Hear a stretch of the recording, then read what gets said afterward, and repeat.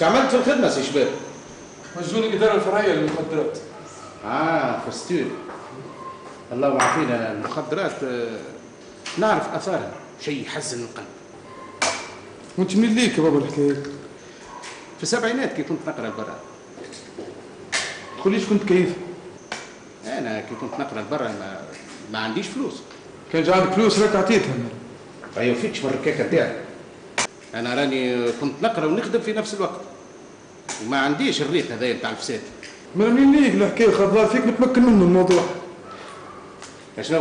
انت تخدم على روحك وتحب تصلبني على راسي ولا شنو؟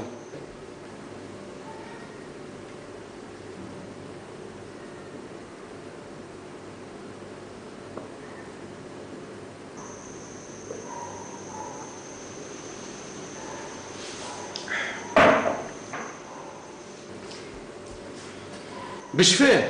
مش فيك. سليم، الزنعه نتاع شربان العظم هذايا ماكش ناوي تنحاها؟ بلي يا بابا.